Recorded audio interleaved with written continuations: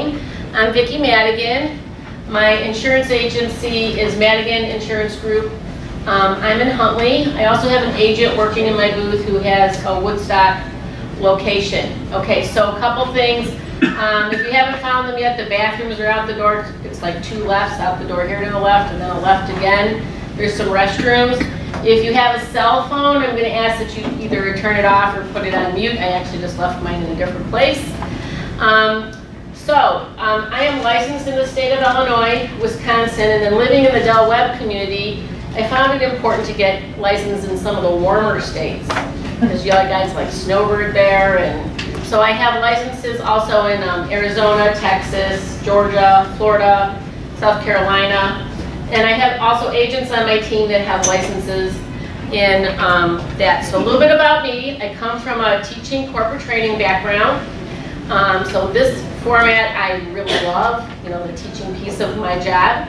And every year we do CMS training. So based on the Department of Insurance and some of the CMS, which is Center for Medicare and Medicaid rules, there are some things that I'm not allowed to do today.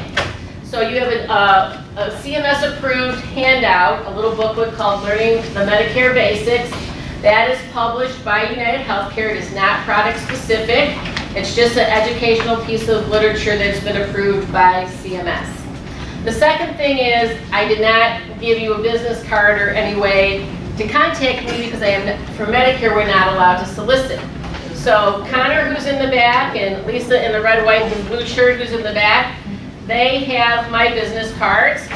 And if you'd like a business card at the end of today's presentation to contact me, you can ask them for a business card, or you can come by my booth in the exhibit hall and pick up more literature specific to Medicare. All right, now regarding questions, I will have a question and answer time at the end of today's presentation. I can't answer questions like I had my left hip replaced and this claim didn't get paid and I see Dr. So-and-so, or can you help me find a drug plan that covers this specific medication. That's going to require you to make an appointment with me. You need to reach out to me, either come by the booth, pick up my card, give me a call. All right, so if I tell you I'm sorry I can't answer that question, then I'm trying to be rude to you. I just have to follow certain rules and regulations to stay in compliance. So we're going to talk about the basics of Medicare and the parts of Medicare. Okay, where did it go? It was just there. All right, so this is the agenda. I guess I have to use the mouse. What is Medicare? Who is eligible for Medicare? What are the coverage options? We're going to talk about enrollment periods, what are my next steps, and where can I find more information. All right, so this first picture. Who's eligible for Medicare? Someone who is a United States citizen, they're a legal resident. I'm going to pause. If you need another chair, I got a chair up here. Are they a legal resident for at least 5 consecutive years? Are you 65 years of age or older? There are some situations where if you're on disability and under 65, you can qualify for Medicare. At any age, if you have a diagnosis of end-stage renal disease, that's kidney disease, or ALS, you are eligible for Medicare.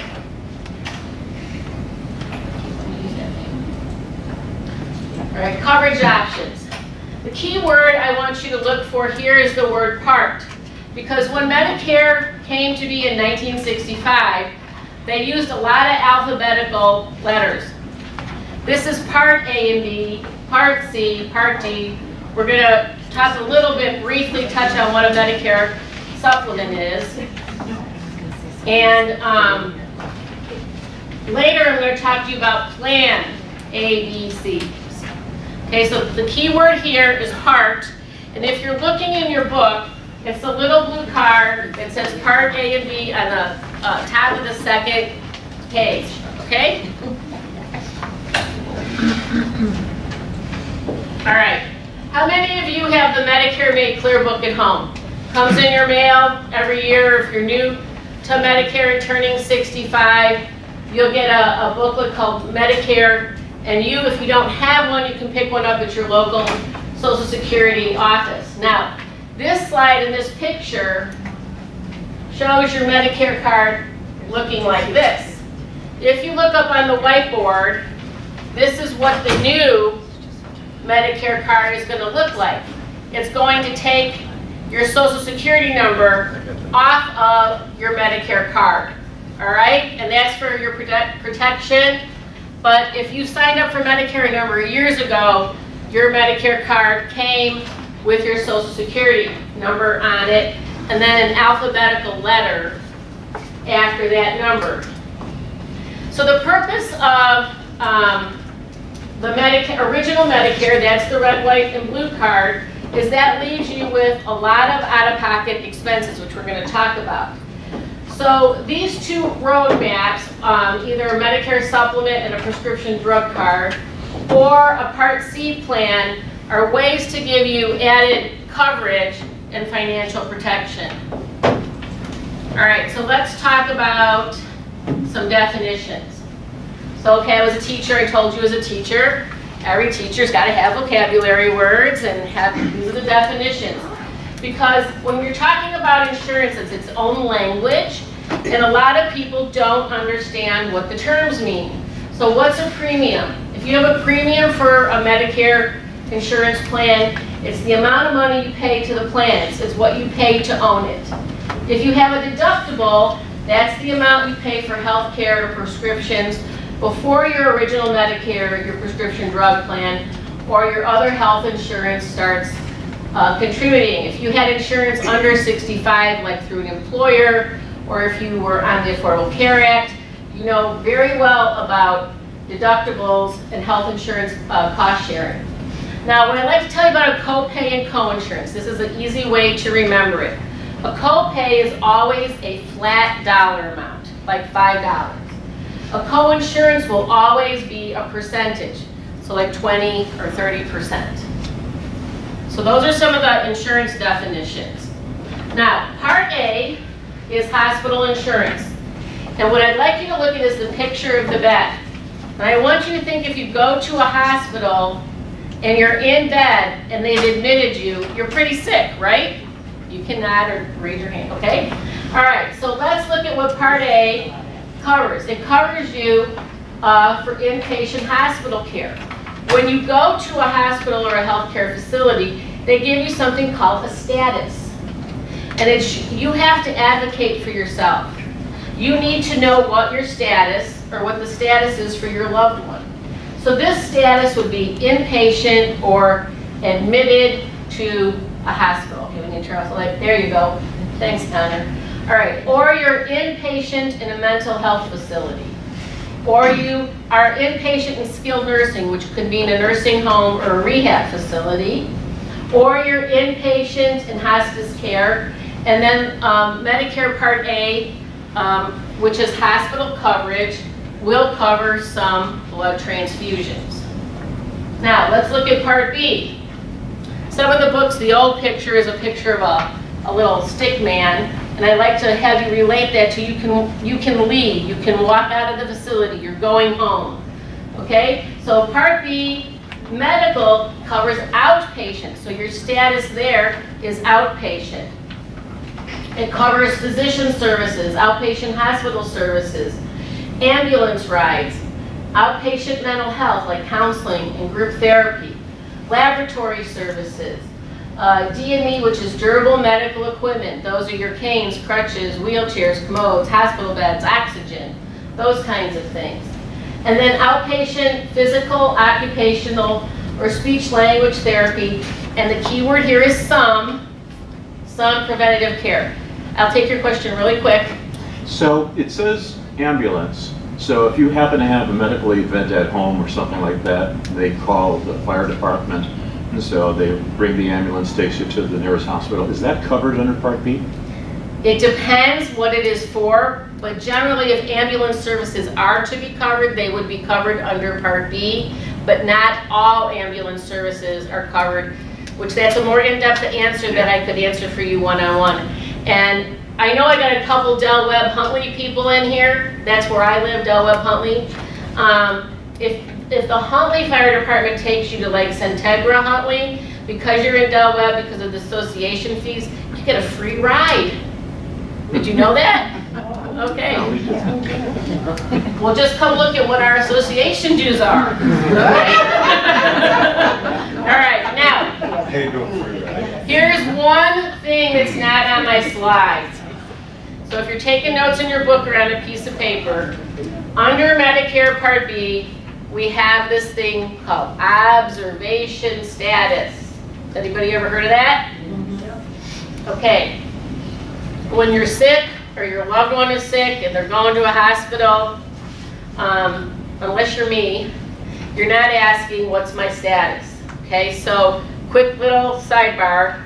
A week ago Sunday, I was shopping with my son in a Bed Bath & Beyond, and I had a healthcare event, and I got to go in the ambulance. Okay, and the guy's like, and I'm on the Affordable Care Act insurance, and the guy's like, well, the nearest hospital is Good Shepherd. I'm like, I need to sign something, we need to go somewhere else, it's not in my network.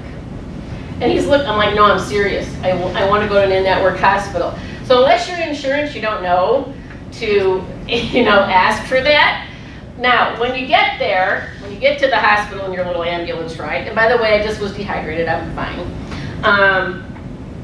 When you get there, and they say that they're going to keep you, or they're going to watch you, or we're just going to hang on to you for a little bit, that's when you or your loved one want to find out what is your status. The reason I tell you this is if you leave and go home, that's not the big deal.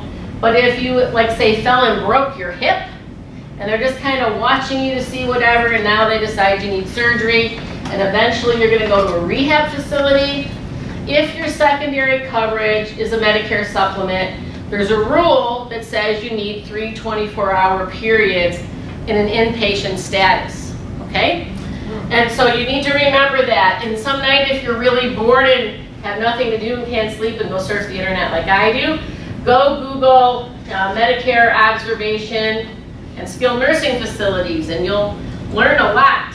Okay, so what is not covered by Medicare Part A and Part B? Your deductibles, co-insurance, premiums. There's a thing called Medicare Part B excess charges. So I always tell my clients this, you have a medical procedure, you're in the hospital, and your bill says $5,000. That's what the hospital billed. That's not what Medicare approved, okay? And there are laws about excess charges that states there's only a certain percentage over the Medicare approved amount that can be passed on to the consumer. So I get phone calls, other agents that work with me, other agents in Medicare get calls, oh, I have this $10,000 bill, how come Medicare is not paying the whole $10,000? Well, Medicare will approve a reasonable amount to pay for that medical service. Okay, some other things, you have to have a separate prescription drug plan. Additional benefits such as hearing, vision, and dental. So my office is in Del Webb, I share with a hearing center. And people come in with their Medicare card thinking original Medicare is going to cover hearing aids. Or down the hallway from you, I have an eye doctor. It's going to cover vision. It will cover medical things for vision. It does not cover glasses or contacts. You get brand new glasses if you have cataract surgery. But there's other insurance plans that you can get to cover hearing, vision, and dental, but it is not part of original Medicare. Nor does it cover long-term care or custodial care. So most nursing home is custodial care. All right, so this slide changes for me every year in January because original Medicare, which is your red, white, and blue card as displayed up here on the board, has deductibles, co-pays, and co-insurance. And most people, I'll use my aunt who's going to be 90 in November as an example. When I got into Medicare in 2011, she said to me, oh, I don't pay anything. She did not realize that she paid a premium for the Medicare supplement because somebody at her local senior center set her up and just, it was coming out of her checking account. She never knew she was paying a premium. So, because your bills are getting paid, you're not aware of these behind the scene things. So you have a deductible of $1,340 for 2018. I don't have the crystal ball to tell you what it'll be in 2019, but it will be a different number, most likely. And this deductible can renew during the calendar year. So let me explain, what does that mean? Medicare has something called a benefit period. So if it's January 1st, you go out, shovel snow, slip and fall, end up in the hospital, inpatient, okay? And then you're in the hospital a few days, say 2 or 3 days, and then you're discharged home, okay? Medicare is gonna start, let's just say, call it January 4th, and start counting forward 60 days. So by about March 5th or 6th, your 60 days are up. Now, if anything happens to you that gets you readmitted to a hospital, it could be the same thing, it could be your appendix or something totally different, your deductible has already been met. However, if it's March 7th, let's say, or after, you have a brand new deductible. So I am not the math genius, but if you take 365 days in a year, you divide it by a 60-day benefit period, it's like 6.754, almost 7 times you could pay that deductible in a given year if statistically and mathematically you were inpatient hospitalized during a calendar year, okay? Then I told you, like, you had the $5,000 hospital bill. Medicare is going to give an approved amount. They're going to pay 80%. Medicare Part A is going to pay 20%. Medicare Part B, which is your outpatient, also has a 20% coinsurance. And their deductible for Medicare Part B is not a benefit period. It's annually, one time a year. It's $183. Again, that number changes, okay? Now, in big red letters at the bottom of my slide, says there's no maximum out-of-pocket on original Medicare. So again, original Medicare is your red, white, and blue card. You've got deductibles for Part A and B, and you've got 20% coinsurance. But if you incur, let's say, $100,000 of expenses, there's no cap, there's no ceiling. When you were working or had other health insurance at age under 65, or you look at some of your children's policies, or you look at Affordable Care Act policies, it will have something in there called a maximum out-of-pocket. So let's say mine is $10,000. So in the worst case scenario, if I had a catastrophic illness or injury, when I pay $10,000 out of pocket, I've got a stopgap, and then my insurance company pays the rest. But original Medicare, that red, white, and blue card, has no maximum out of pocket. So just having an original Medicare card in your pocket is sort of like having catastrophic coverage. And we're going to talk about ways to protect that financial risk. So this is out of the Medicare Rights book, What is a Benefit Period? This is what I just explained to you about the 60 days of care. All right. So let's talk about Medicare supplement insurance plans.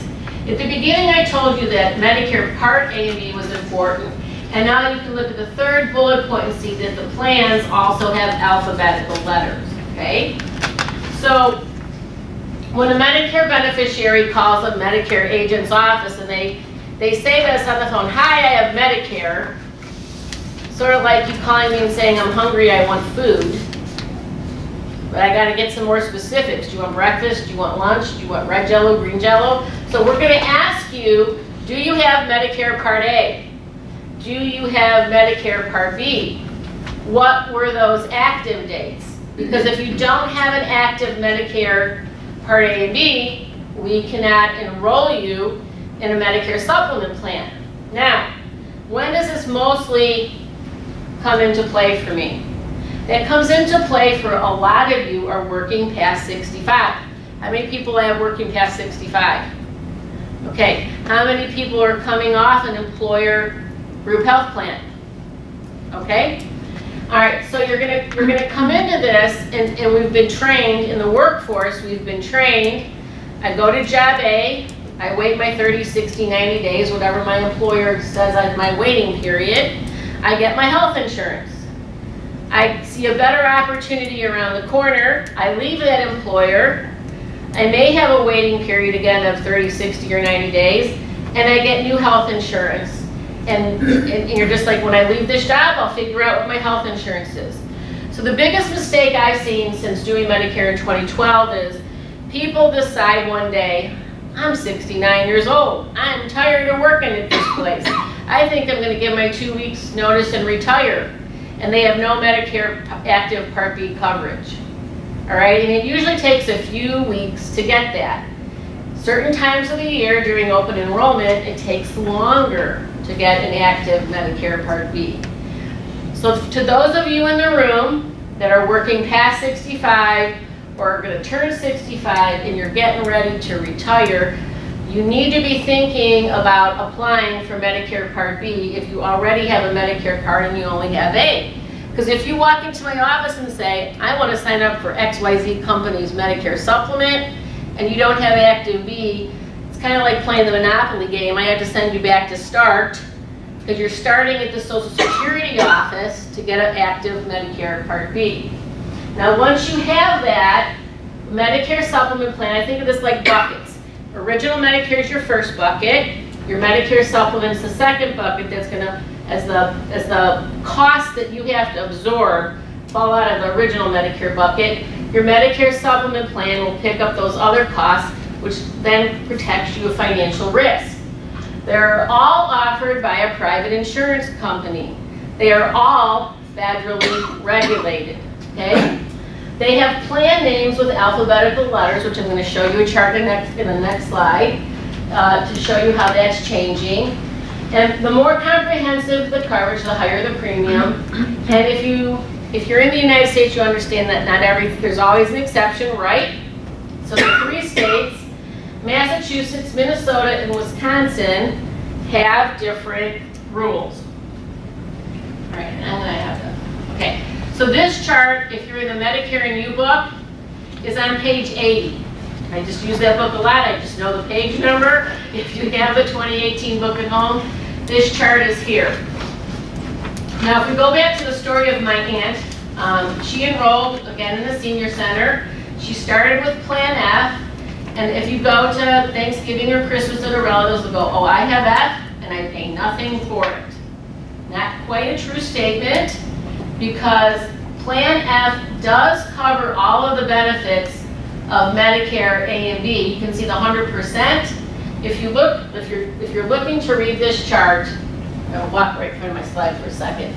This side are all the benefits of Medicare. The plan names for the supplements, the alphabetical letters are across the top. And then if you look down, you see the only thing that has 100% is Plan F. The 80% is for foreign travel. Okay?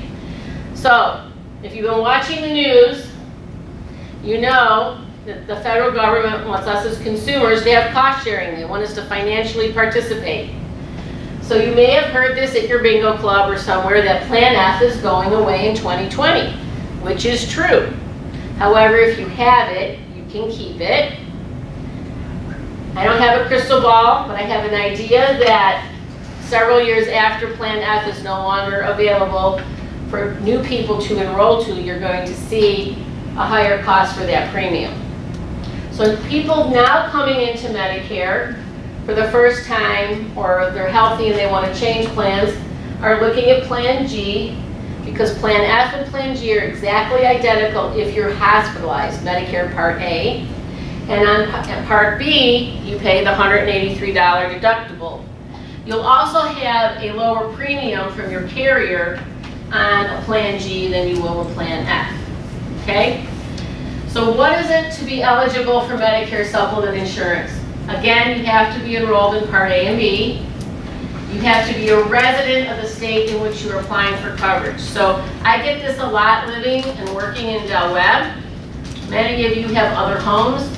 As you age, you've got a Michigan home. I have somebody that snowbirds to Wisconsin, okay? Because they like the snow. They literally snowbird up there for activities.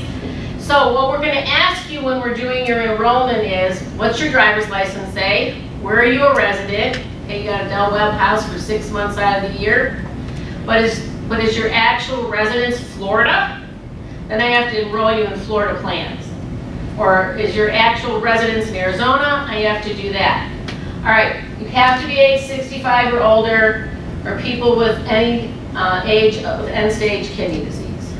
All right, I am not going to stay on Part D for long. I have an hour-long seminar on Part D alone. But Part D is the drug plan. So if you're looking at the chart, there's our A and B that I've been talking about. That's our original Medicare. And the Medicare supplement is your health care coverage. And now your Medicare drug plan or prescription plan is a separate card. Right? Tell people to think of this like you're at Ruth Chris's Steakhouse and everything's a la carte. All right? That's not all in one card on this side of the road. So Part D helps with your prescription drug costs. Again, there's like 23 plans in the state of Illinois. You pick your plan based on your medications. Okay.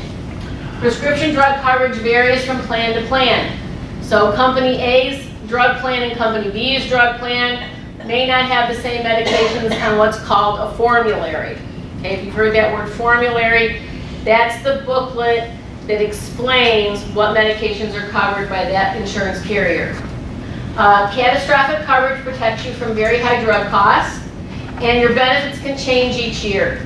So since we're late in the summer coming into early fall, I'm going to tell you about a little booklet. If you have a Medicare Part D plan, or you have a Medicare Part C, which I'll talk about in a minute, you're going to get a booklet from your insurance company that says Annual Notice of Change.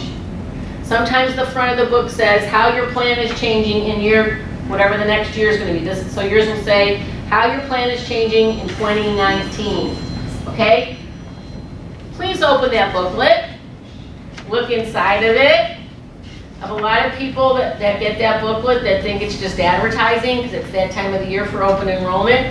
And it's actually very important information about your plan. It's called Annual Notice of Change. Okay. So each plan will have a list of drugs that it covers. Make sure your drugs are covered before you enroll in a plan. The agent that you're working with, I'll be right with you. The agent that you're working with will have tools to look up all of your medications. So we're going to find, hopefully, out of the 23 drug plans offered in Illinois, some carrier that covers all of your meds. I like that third bullet, but I would change it to the list of drugs will change each year instead of can, because most of the lists do change each year. That's the formulary. And your coverage is not automatic. Again, in the working world, you're used to enrolling in a healthcare plan that includes prescription drug coverage. On this side, where you have a separate Part D card and a separate Medicare supplement card, you have to make an active choice to enroll in a drug plan. There's all kinds of penalties if you don't do it at the right time that can occur. My goal is to get you enrolled with no penalties. Okay. The formulary has something called tiers. It's a list of, formulary again is the list of drugs covered by the insurance plan. Many plans have a tiered formulary where drugs are divided into groups called tiers. In general, the lower the tier, the lower the cost. Now, if I was asking you to go out to dinner and pick a very expensive restaurant, does it have $1 sign or $5 signs? Five. Okay. So the tiers in the drug plan work the same way. The fewer the dollar signs, the less expensive the copay on that medication. So when you're working with your healthcare professionals, if possible, you want lower tiered medications for whatever your condition is, if that's at all possible. Okay, with Medicare Part D prescription drug coverage, the amount you pay for prescriptions may change over the year. Here's why. There is a Medicare Part D deductible. I'll show you another slide in just a second that explains the deductible, initial coverage stage, the coverage gap, and the catastrophic stage. The amount of money you pay changes depending on the stage of drug coverage you're in. Many people stay in the initial coverage stage for the whole plan year. If you take a lot of medications, especially high-cost medications, you may move into the next stages. And your plan year starts over on January 1. So these numbers also will change every year. Now, not all plans have a deductible. For 2018, CMS Medicare allowed insurance carriers to have a $405 deductible. Not all plans pass that deductible on to the consumer. Some pass the deductible on in certain tiers of medications. Others absorb the deductible 100%. This $37.50, I mean, you're all familiar with technology where they talk about stuff up in the cloud. So this gentleman, he's got a Medicare Part D plan, and they've got his name and they got $37.50 set aside for him to help offset the cost of his medications. Now, how many of you, when you've been to your favorite pharmacy to pick up your medication, read the paper that they staple to your bag, and it says the true cost or the retail cost of your medicine is $900, okay? But you had, what, a $45 copay, okay? So the true cost of your medication is what's coming against this $37.50. Think of it like a bank account, that every time you pick up a refill, dollars are coming off that $37.50. It's not your copay dollars, it's the true cost of your medication, okay? When that initial coverage stage gets to 0, you have no more money left in your account, they're going to move you to that wonderful thing called the donut hole. How many have heard of the donut hole? Okay, donut hole is shrinking. Hopefully it's gone by 2020, that's what we're told. And again, the true cost of your medication needs to add up to that $5,000. You will pay a higher cost for your medication in the coverage gap. So you move out of the coverage gap and you're going to move into the catastrophic coverage stage. You will stay there till the end of the plan year. Now, everybody starts with a deductible. Some will have a deductible, some won't. Most people, so if I was doing statistically in this room, most people will stay in the initial coverage stage. Some people will go to the coverage gap, and fewer people will go to catastrophic coverage. All right, so here's a little example about a late enrollment penalty.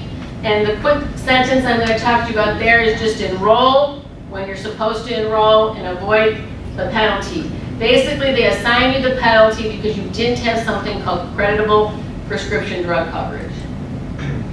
Okay, Part C plans. Notice the picture. It's the hospital bed and the stethoscope. So instead of separate cards, this is combining healthcare and prescription drugs. All right. Combined Part A and B, many cases include prescription drug coverage. They're offered by private insurance companies. Some of the plans do offer you additional benefits like routine vision care, hearing care, some wellness services, and a nurse hotline. All right, how are you eligible for a Part C? You must be enrolled in a Medicare Part A and B. So again, like the supplement, you have to have original Medicare, active A and B. You need to live in a plan's service area. So this is geographically based. So I live, how many of you know that, this could be a new trivia, Del Webb is actually 2 counties. Part of Del Webb is Kane, there's like a line, it's like a fault line, it runs kind of on an angle through Del Webb. Part of it is Kane County and part of it is McHenry County.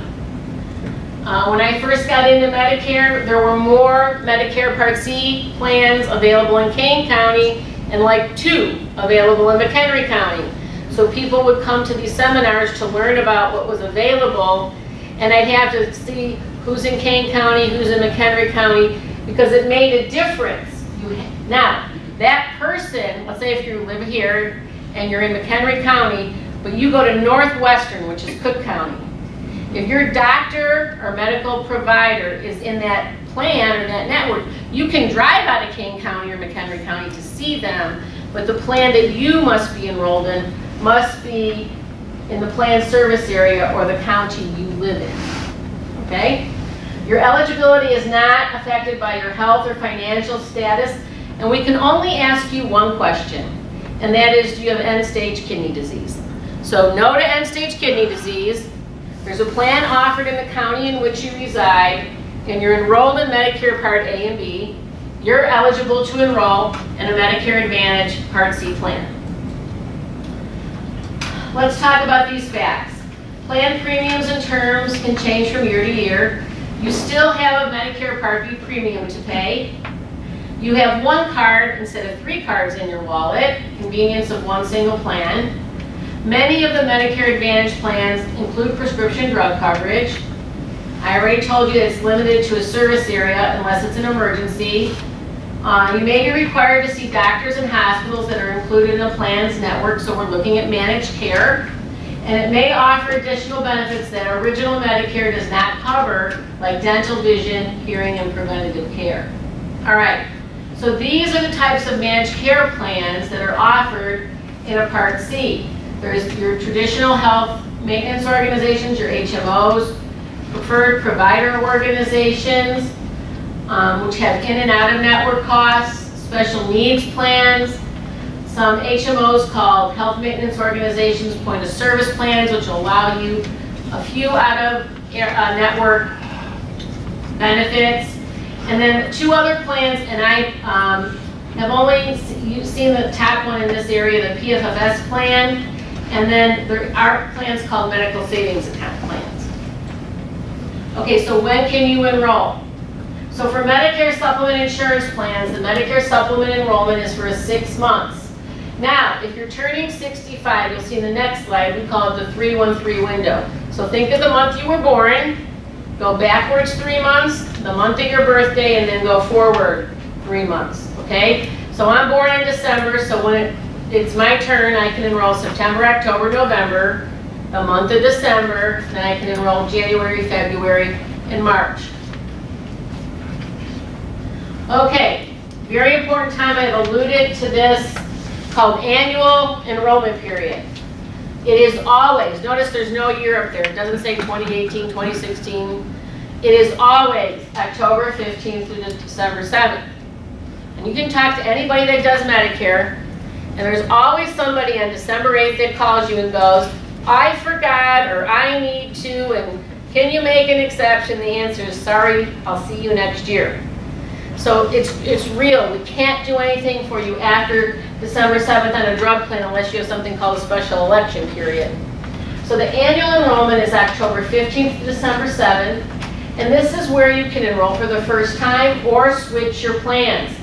Now, Medicare supplements are not subject to these dates.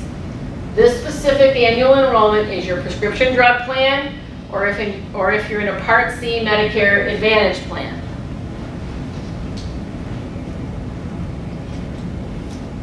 Here's that initial enrollment period.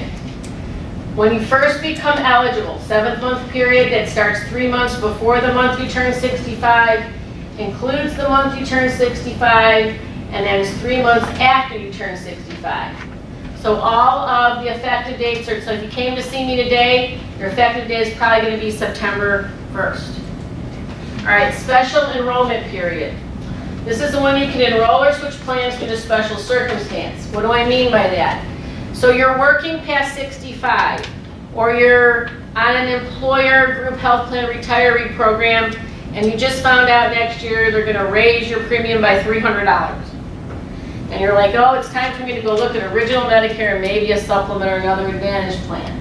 You don't have, a lot of people, I'm just going to say this, they work for X company. That company's enrollment period is in March. They think they have to wait for that company's enrollment period. They don't. They have a special election period, and they can voluntarily leave an employer group health plan, such as a TRS, a Kraft Foods, an AT&T. I'm trying to think of who else I've seen. ITT. You can leave that middle of the year. You don't have to wait for that open enrollment if you're on an employer group health plan retiree. You move. You decided, you had a big house in the state of New York. You decided to move to Del Webb. So you had a move. You've got some special circumstances. All right? There's no cost to just check it out. So these are your next steps. We want to review your enrollment periods. We want to research your options. We want you to ask us questions and get answers. There's some financial help programs like low-income subsidy, Medicare, Medicaid dual eligible. If you're eligible for that, we'll help you figure that out. And you want to enroll. And every year, you want to do an annual review. Okay, so here's some additional resources. You can visit medicare.gov, ssa.gov, which is Social Security Administration. So if you are working and you only have Medicare A, and you're thinking of retiring, you need to go to Social Security or go online and get an active Part B. That's step 1. Step 2, get educated about how to make that move from that employer group health plan out into the Medicare, whether that's Medicare Advantage or a supplement and drug plan. You can look on the Medicare Gov website, there's lots of great stuff. Now, my agency offers a free analysis. There's some flyers at my booth if you want to stop by. At the back of the room I have these stress balls because Medicare can be stressful, right? So you can pick up a stress ball if you'd like one at the end. Connor, want to stand? Connor and Lisa have my business cards. If you want a business card, or you can just come over and visit me at the booth. So I got a few minutes to take some questions. And I know you had your hand up. You were talking about you need to look at that when you get it from Medicare. But if you use a SHIP counselor, senior health insurance professional. They're not licensed agents, and they will only be able to give you limited information. They're wonderful helpers. They're not a licensed insurance agent, and they can only give you No, limited but they refer you. If they decide your best option is United Healthcare or someone. Okay, but they cannot advise you on all Medicare products. They are limited on the Medicare products they can advise you on. And whether it's me or someone else, you're better off meeting one-on-one with an agent. That's a licensed agent that goes through training provided by CMS, has a license for the state in which you live. We'll be able to give you the big picture instead of the limited picture. Yes? I have a question about the planned service area.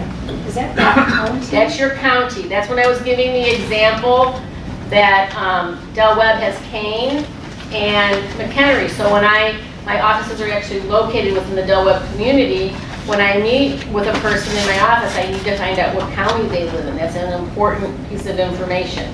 So if I live in McHenry County, my doctor's in McHenry County, but the hospital is in Lake County, is that an issue? Only if you're looking at Medicare Advantage, and what an agent would do to help you is they would have to show you the plans that are for your resident county where you reside, and then they would have a provider finder directory to look up your hospitals and doctors to see if they accept that plan. I saw a hand over here somewhere. Yes, ma'am. Just a quick question. If you leave an employer plan and you're on COBRA, how does that work? Okay, so it depends, okay? So I actually had this with a guy who worked for a big box store, and he was 70-something when he retired, and he had a very young wife. I'll just tell you that. So he needed to take his COBRA, his employer plan, because if he would have left that employer plan and come right to Medicare, the very young wife and the other dependent children would be left without the COBRA insurance, would be left without that health care coverage. What he didn't realize is that he could have had COBRA for the dependent and the dependent wife and the dependent children. He needed to go apply for his Medicare Part B because when he finally did, he was assessed a penalty. So in the Medicare and You book, there are some pages that explain that more thoroughly. And again, that would be something we would look at on an individual appointment to make sure that you're enrolling within the right time frame. Okay. Anybody else? Yes, ma'am. So what are the changes for next year? Okay, so I always get asked about changes for next year. They keep it a big secret from all of us that are agents until like October 1st. So after October 1st, we can legally tell you what the changes are. Now, remember how I had those numbers, like the deductible was $1,340 and the Part B deductible is going to be $183? A lot of times we don't even know that until November. But I'm working on a brand new website and we publish that kind of stuff. There's other seminars that we give in the fall that you can come to, and hopefully we'll have that information for you by then. We'll know Medicare Advantage plans that are going to be available after October 1st by county, and we'll know, we'll be able to run medications. So we actually start meeting with people after October 1st to figure out if they need to change their plan, but you cannot change a plan until October 15th. Anybody else? Yes, So ma'am. you can change your supplement plan? You can change your supplement plan any month of the year. Okay. The open enrollment is specifically for your Part D drug plan, or if you're enrolled in a Medicare Advantage plan or wish to become enrolled in a Medicare Advantage plan. So you can go from an original to an Advantage? Yeah, okay, listen to this question, because I get this a lot. So if in 2018 you're enrolled in a Medicare supplement, and you meet with an agent or see a commercial and you want to go to a Medicare Advantage plan for 2019, you can change your plan every year during that open enrollment period. Now, there are some questions we need to ask you, and there's some other things, but it's allowable. That's why they call it open enrollment. You can change your drug plan. You can go from this drug plan to this drug plan. Okay? Well, I think I had Medicare Advantage for a couple of years, but then they sent a letter said they would not cover my doctor anymore. So some doctors go in and out of network. That's what. So what Martha's telling you is why you meet with an agent and you review your plan starting October 1st. You can start reviewing your plans. You make your changes between October 15th and December 7th. This is sponsored by United Healthcare. No, you missed at the beginning. It's just a CMS. It is a United Healthcare publication, but it's a compliant CMS publication that gives general information. I'm going back to that planned service area again. So if my doctor's in one county, the facility's in another county, that And you live in a third county, it's all okay. It's only if it's the Advantage plan. It's only if you're under the Advantage plan. Is that a detriment? Well, I wouldn't call it a detriment. I mean, So what I would say is you live in Kane County, we have to give you a plan that's legally offerable in Kane County. Your hospital's in McHenry County and your doctor's in Wake County. And let's say you take Plan X, as long as they're all in a network, you don't have a problem. If you have a Medicare supplement, those are federally regulated. You can use those anywhere in the continental United States. But that service area only comes into play if In you're the in an enrollment. Advantage plan, the Correct. C. It Right, doesn't matter if you're in a supplement plan. correct. However, again, remember when I go back to your state of residence? So if this lady's in a Medicare supplement and she's in a separate Part D drug plan, she lives, I'm just gonna put you in Huntley, in Kane County, and now she decides to move to Florida, her supplement, that she's gonna have a different rate when she gives her change of address on the supplement, providing that supplement company has a supplement in Florida, but she will need to change her drug plan. And one last quick thing. I had this happen to a client. We all want to get really proactive when we're moving. So I had a client moving from one place to another that caused her to change a Medicare drug plan. She called that carrier 3 weeks before she moved. And they dropped her coverage as of that day because whoever the customer service rep was thought she was moving that day. So she went for 7 weeks with no prescription drug coverage. Because she didn't know exactly what zip code where she was moving to. She just knew she was moving. So you have it's either 60 or 63 days once you move. So I tell everybody, pack your stuff, move, get your new apartment. Maybe everything's not unpacked. Then you call your agent or your carrier and say, I moved. Okay? All right, yeah? If you change plans, you have to have, I'm sorry? if you change plans from, in your. Open enrollment? Right. Now, do you have to have evidence of insurability, or is it automatic? Okay, so what he's asking me of is, do you have to show that you had creditable coverage to change plans? That comes more into play when you're like 67, you're leaving the employer group health plan, and now you're going to a Medicare Advantage plan or to a Part D plan for the first time. No. No, my question is, if you've had some type of medical issue and they won't take you anymore. No, there's not. So you're saying in 2018 you were on this plan and you had X disease, Right. and now you're going to go in 2019 to this plan. Right. So if you're moving from a Medicare supplement to a Medicare supplement and you don't have a guarantee issue, you are going to have to answer some health questions and go through underwriting. That's what I'm getting at. So So it's for not Medicare supplements, So that's not automatic. so, wait, let me finish. Okay. So if you're going from a Medicare supplement to a Medicare Advantage, the only healthcare question they're going to ask you is, do you have end-stage kidney disease? All right, but if you're within the supplements, you may not be able to go to another plan. There is one carrier that will not ask you any health questions. So yes, you can change supplements, even with some health issues, you can still change supplements, Okay. okay? Yes, ma'am? Yes, I enrolled in the prescription Part D through the senior services. The counselor told me that I should have that. Yep. And I paid $33 a month for that.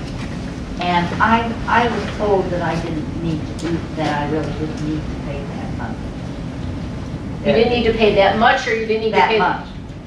Well, as I was saying, there's 23 drug plans in the state of Illinois, and during the open enrollment, if you do a Medicare analysis, we look at your Medicare prescription drugs, and we can guide you towards a plan that's possibly less expensive as far as premium, but the number one goal is to make sure that your prescription drugs are covered. And then we can give you some options. And the next time that you would be eligible to do that would be after October 1st, unless you just recently moved or have another special election period. Thank you. Yes, Okay, you were talking about this, you live in this county. I can't hear you, Hannah. You say about you living in these different counties. Yes? But what happens if you live in Illinois, you're a resident over here, however you spend winter? Okay, so you're so, last meal's waiting for the vote. Not to 12:40. Okay, this will be probably the last question I'll take. So his question is, he lives in Illinois in a county, that's his residence, it's where he pays his taxes, it's what his driver's license says, but he spends, where do you spend your other 6 months? Arizona, Florida? See, that's why I got licensed in Florida. Okay, so he spends his other 6 months in Florida, but his residence is Illinois. So his supplement, drug plan, or Medicare Advantage plan is all going to be based on his residence in Illinois. Depending on the type of Medicare Advantage plan that he has, in a non-emergency you may have some benefits, but you always have benefits in an emergency on a Medicare Advantage. And then you're just changing your mailing address for the time that you're gone, maybe for your mail order prescription drugs, or for your premium payment or your mail to come from your supplement.